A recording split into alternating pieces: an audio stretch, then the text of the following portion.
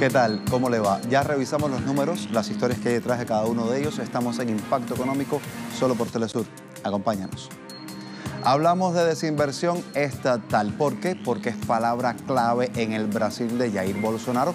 Le contaremos todos los detalles. Será en nuestro tiempo de perspectiva latinoamericana. En la lista económica revisamos los paraísos fiscales, cómo se forman, quiénes están detrás de todo ese capital que flota en estos territorios. Los detalles en breve con nosotros. Y también revisamos estas imágenes que tienen en pantalla. 19ª cumbre de la Organización de Cooperación de Shanghái ha acaparado nuestros minutos que reservamos para la economía 360.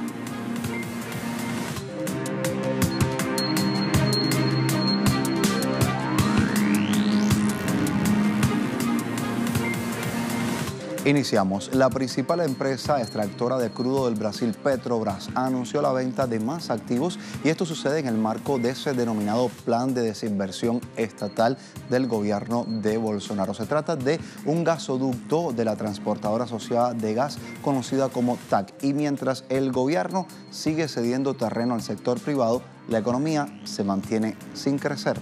Aquí las precisiones. La directiva de Petrobras informó al ente regulador brasileño la conclusión de la venta del gasoducto de la transportadora asociada de gas, conocida como TAG. El sistema fue cedido a la francesa Engie y a la canadiense Fondo de Depósito y Colocación de Quebec, por un monto equivalente a 8.690 millones de dólares. La venta permitirá a las empresas compradoras tener el 90% de participación que anteriormente administraba TAG. Asimismo, Petrobras liquidó 518 millones de dólares en deudas de TAG con el Banco Nacional de Desarrollo Económico y Social. La medida se enmarca en el plan de desinversión de la empresa estatal para disminuir deudas. Sin embargo, a pesar del ambicioso plan de privatizaciones adelantado por el gobierno, el país no logra obtener un ritmo económico ascendente. De acuerdo al Banco Central de Brasil, en el mes de abril se registró una nueva caída sobre la actividad económica en 0,47%. El descenso es el cuarto consecutivo, una racha no vista desde el primer semestre de 2016. Analistas advierten que al finalizar el segundo trimestre de 2019 se dará otra baja económica por las contracciones del Producto Interno Bruto. Otro tema nos lleva a conocer que empresarios del sector privado mexicano invertirán a lo largo de este año en ese país y será una cifra de 623.000 millones de pesos mexicanos, monto que equivale a unos 32.700 millones de dólares y estaría dentro de un acuerdo suscrito entre el Consejo Mexicano de Negocios con el Gobierno Nacional. El objetivo, nada más y nada menos, promover inversiones en el país y el desarrollo incluyente. Monto de inversión que resulta el más alto realizado por el sector privado y se ha logrado gracias al diálogo abierto con el Ejecutivo con miras a contribuir en un 4% de crecimiento económico al final del sexenio gubernamental del presidente Andrés Manuel López Obrador. Vamos a Chile. Cerca de 3.200 trabajadores de la minera Codelco inician una huelga general. Rechazan la propuesta ofrecida por la estatal minera porque no cubre las exigencias que han tenido en materia de salud y de seguridad laboral. E insisten en que la protesta no se trata sencillamente de dinero. Los sindicatos, que son los más importantes, hablamos de 3 de ellos, están allí en la mina de Chuquicamata, ubicada en la región de Antofagasta.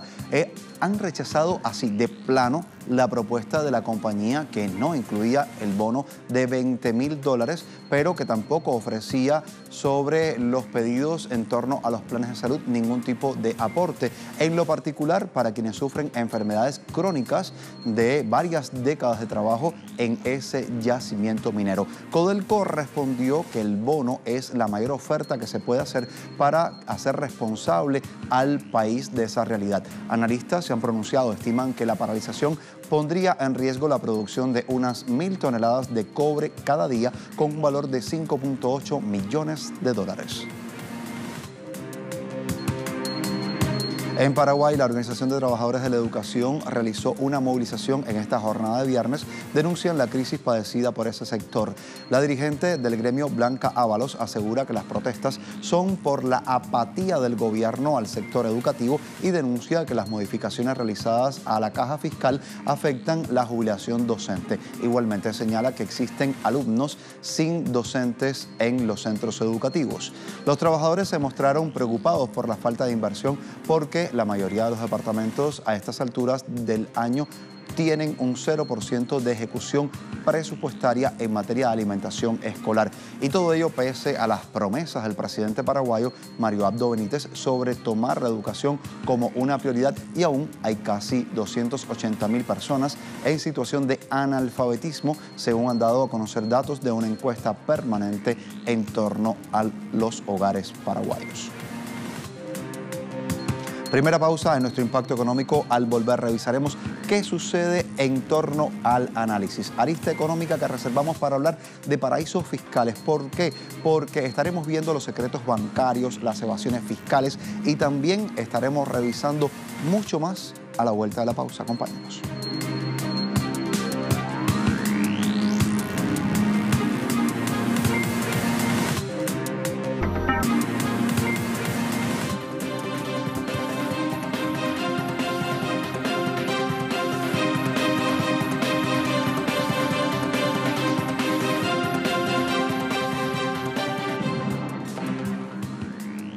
Poner fin a los paraísos fiscales y crear nuevos mecanismos internacionales de control son parte de los objetivos que se han querido trazar por parte de los líderes mundiales para poner fin a este flagelo. El fin, pues, no ha llegado todavía. Esto indica de que no se ha hecho lo suficiente para poder acabar con ese secreto bancario que facilita tanto la evasión fiscal como la elusión fiscal y la huida de los capitales. Esto es algo que queremos revisar porque hay expertos que han alegado que se trata de un proceso de metamorfosis que hoy vamos a revisar en nuestra lista económica. En el 2009, la cumbre del G20 en Londres abogó por sancionar a los países que no apoyaran la lucha contra la evasión fiscal, la financiación del terrorismo y el blanqueo de capitales. Los grandes países del mundo se reunieron para activar el freno de emergencia ante la hecatombe financiera mundial. La época del secreto bancario ha llegado a su fin. Fue el rimbombante anuncio del expresidente francés Nicolas Sarkozy. Acabaremos con las sombras del sistema financiero, defendió por su parte el ex premier británico Gordon Brown. Con el propósito de atemperar los efectos de la crisis internacional, los líderes del mundo decidieron tomar medidas orientadas a fortalecer el marco regulatorio de los sistemas financieros, a penalizar los paraísos fiscales y a arremeter contra el secreto bancario. Una década más tarde parece que ha surgido una nueva era y no precisamente por el fin de la evasión fiscal, sino por las numerosas filtraciones sobre cómo políticos, empresarios y multinacionales ocultan sus beneficios en complejos esquemas societarios en paraísos fiscales cada vez más opacos. Los papeles de Panamá sacudieron en 2016 los propósitos de enmienda de los responsables políticos encargados de que todos paguen su parte del pastel. Pero la realidad es contundente. El dinero que se va a territorios offshores ha crecido un 45% en la misma década en que los dirigentes prometieron taponar la sangría. Según Oxfam, los países en desarrollo pierden 85.000 millones de euros al año por la evasión fiscal. Calcula que con esos ingresos se podría salvar la vida de 6 millones de niños y niñas y escolarizar a otros 124 millones. La filtración de los papeles del paraíso también dio pie a preguntar qué han hecho los responsables políticos mundiales para permitir evoluciones como la de España, donde el dinero que se escapa a paraísos fiscales se cuadruplicó en 2016. Y a pesar de la vasta legislación vigente para controlar quién oculta dinero y dónde, los resultados obtenidos hasta el momento para luchar contra ese fraude y la evasión fiscal han sido paupérrimos, así lo han dicho algunos expertos. Según calcula la Oficina Nacional de Investigación Económica de Estados Unidos, entre un 8 y un 10% de la riqueza financiera mundial está escondida en paraísos fiscales. Habla de 7 billones de euros. En el 2013, el economista francés Gabriel Zucman, en su libro La riqueza oculta de las naciones, aseguraba que la evasión fiscal marcha tranquilamente.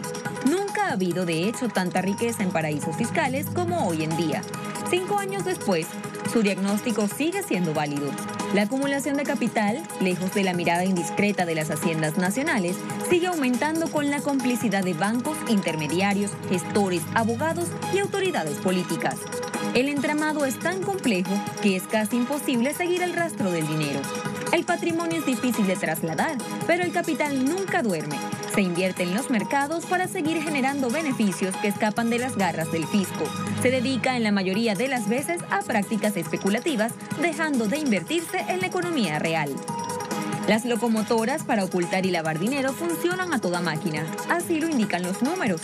Por ejemplo, Irlanda tiene una inversión extranjera directa del 1.474% de su economía, un volumen que solo se explica por las beneficiosas condiciones fiscales que ofrece a las fortunas extranjeras, como revelaron los papeles del paraíso. La prueba de que Irlanda funciona como paraíso fiscal para grandes empresas está también en los 13.000 millones de euros que Bruselas le exigió recuperar por impuestos que el gigante tecnológico estadounidense Apple dejó de pagar en concepto de tributos. En Suiza, pese a que en 2017 se proclamó el fin del secreto bancario, se estima que están depositados casi 2 billones de euros procedentes de fortunas de la Unión Europea. Holanda también ocupa uno de los primeros lugares en un ranking mundial sobre paraísos fiscales. Este país europeo tiene una de las mayores redes de convenios de doble imposición de la Unión Europea. Un informe elaborado por la sección holandesa de Oxfam asegura que Holanda es líder en facilitar la evasión del impuesto de sociedades que debería pagarse en los estados de todo el mundo. Desde el gobierno neerlandés existen intenciones de bajar el impuesto de sociedades, actualmente en el 25%, para competir con los países del entorno que lo han reducido por debajo del 20% o tienen planes de hacerlo, tales como Reino Unido, Irlanda, Suiza o Bélgica. Y esa evasión fiscal o elusión fiscal, como también se le ha dado en llamar, ha ganado protagonismo en la opinión pública durante los últimos años. Vamos a hablar de los Panama Papers en 2016, también los Paradise Papers en 2017. Estos son algunos de esos documentos que ya se han lanzado para revelar nombres de personas como lo son Mauricio Macri, Juan Manuel Santos e incluso Sebastián Piñera. Y también se habla de entidades que se han dedicado a esquivar el pago de los impuestos. Revisemos algunos de los números derivados de esta práctica que están dándose a conocer en voz de Gabriel Zucman. Dice que es responsable, entre otros factores, de la concentración de la riqueza y también de la extrema desigualdad que ello produce. Así lo dijo el analista. También revisamos mucho más a continuación. En los últimos 30 años, el tamaño de la economía mundial se ha quintuplicado, alcanzando los casi 78 billones de dólares en 2017. Aún así, la brecha entre ricos y pobres continúa agrandándose. Las fortunas de las personas más adineradas aumentan enormemente, mientras que la escasa riqueza que poseen las personas más pobres disminuye. Desde 2015, el 1% de la población mundial posee más riqueza que el 99% restante. Actualmente, tan solo 8 hombres poseen la misma riqueza que la mitad más pobre de la humanidad. Mientras tanto, la evasión y elusión fiscal por parte de las grandes multinacionales priva a los países pobres de al menos 100.000 millones de dólares cada año en ingresos fiscales. Se estima que el uso de paraísos fiscales por parte de los más ricos supone pérdidas por valor de 14.000 millones de dólares anuales en ingresos fiscales para los países africanos, fondos suficientes para financiar servicios sanitarios que podrían salvar la vida de 4 millones de niños y niñas y además contratar a los profesores y profesoras necesarios para escolarizar a todos los niños y niñas del continente. Para los países en desarrollo supone pérdidas de otros 138.000 millones de dólares anuales. Pese a ello, la inversión mundial hacia paraísos fiscales aumentó 45% entre 2008 y 2016, drenando recursos nacionales y eludiendo masivamente el pago de impuestos. Y mientras los más poderosos sigan pagando poco o ningún impuesto, los ciudadanos de a pie se verán obligados a asumir los gastos públicos, de modo que el diseño y la estructura de los sistemas tributarios merecen especial atención como elementos de resguardo de la equidad, lo que es factible mediante el fortalecimiento de los tributos, cuya carga sea afrontada por parte de quienes más tienen. Así debería ser. Tiempo de hacer una segunda pausa. Al volver, estaremos hablando de esta cumbre de la Organización de Cooperación de Shanghái. Acapara nuestra atención y ya le contamos en breve el porqué.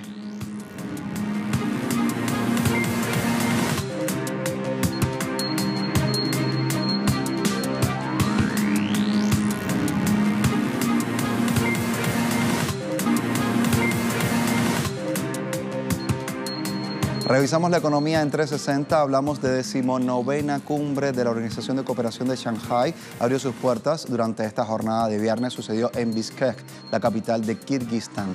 Durante su intervención allí, el presidente chino Xi Jinping pedía a los países miembros que fortalezcan el papel para facilitar el comercio regional. Igualmente, China ha consolidado relaciones bilaterales con Kirguistán y también con Irán. Aquí todos los detalles. El presidente chino Xi Jinping pidió este viernes a la Organización de Cooperación de Shanghái a que se convierta en una organización que no solo esté unida e incluyente, sino que también goce de confianza mutua al tiempo que se asegure beneficios mutuos. Asimismo, pidió a los países miembros a que fortalezcan su papel para facilitar el comercio en la región. Deberíamos convertir a la OCS en un modelo de beneficio mutuo y cooperación de beneficio mutuo. También deberíamos defender y mantener el sistema de comercio multilateral, construir una economía global abierta, impulsar la ratificación de más acuerdos institucionales para la liberación y facilitación del comercio, inversión. Deberíamos aprovechar al máximo la plataforma de cooperación e intercambio de la China International Import Expo para impulsar la apertura, el intercambio y la integración de la economía regional. De igual manera, Xi aprovechó el encuentro para instar a Pakistán a profundizar las relaciones bilaterales. El mandatario chino dijo que Beijing e Islamabad deberían ampliar y enriquecer la construcción del corredor económico China-Pakistán, con un nuevo enfoque en áreas que incluyen parques industriales, agricultura y bienestar social. Por su parte, el primer ministro pakistaní, Imran Khan, dijo que Pakistán está comprometido a profundizar su relación estratégica con China. Por otra parte, Xi, durante su encuentro con el presidente de Irán, Hassan Rouhani, dijo que China apoya el acuerdo nuclear iraní. Por su parte, Rouhani dijo que la relación Irán-China tiene un significado estratégico y de largo plazo y que su país está dispuesto a participar en la iniciativa de la Franja y la Ruta. Durante la cumbre, Kirguistán propuso crear en la Organización de Cooperación de Shanghái un organismo unificado para luchar contra delitos económicos. La Organización de Cooperación de Shanghái fue fundada en 2001 y está integrada por 8 naciones: China, la India, Kazajistán, Kirguistán, Pakistán, Rusia, Tayikistán y Uzbekistán.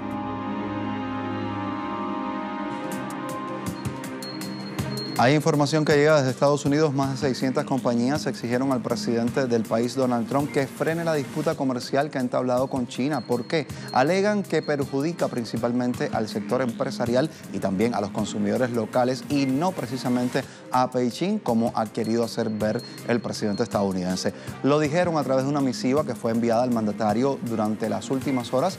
Un total de 601 empresas se manifestaban así y decían que estaban preocupados por la escalada de guerra de aranceles entre una y otra nación.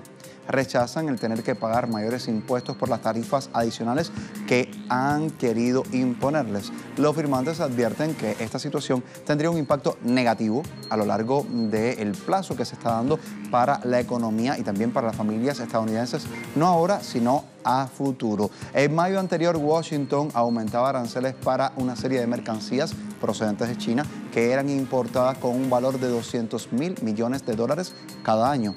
Y el gigante asiático respondió, claro está, y lo hizo con gravámenes por un valor de $60.000 millones que inició precisamente en este mes. Ahora Trump amenaza con expandir las tarifas para cubrir así otros $300.000 millones y en ese sentido el mandatario estadounidense dijo que si al presidente chino Xi Jinping no se reúne con él la próxima cumbre del G20 en Osaka, Japón, durante este mes, pues las tarifas adicionales pudieran entrar en vigor. Así las cosas, queríamos contarle para que sepa todo cómo está en el mundo y ese intercambio comercial y esa guerra arancelaria entre Estados Unidos y China.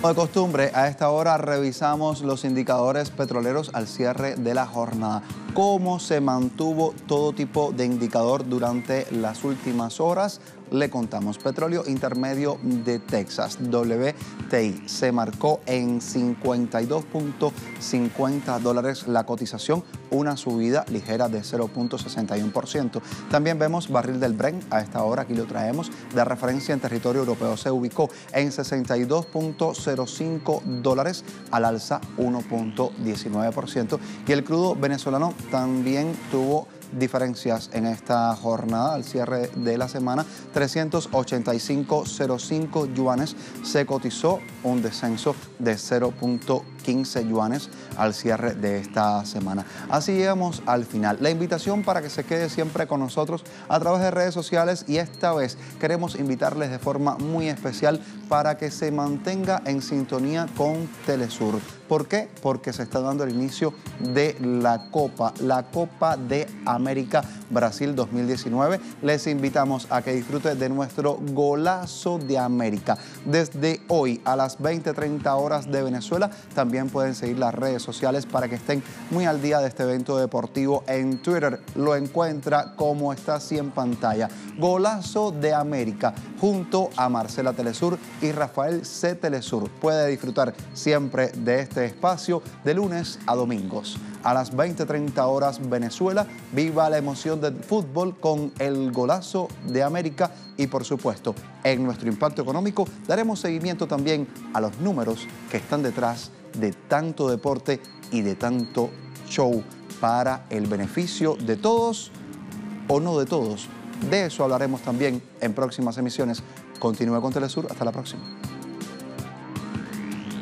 La selección anfitriona Brasil cuenta con la plantilla más valiosa entre los participantes de la Copa América 2019, con un valor estimado de 956,5 millones de euros, equivalente a 114 veces la cotización de la selección boliviana, que posee un valor de mercado de 8,35 millones de euros.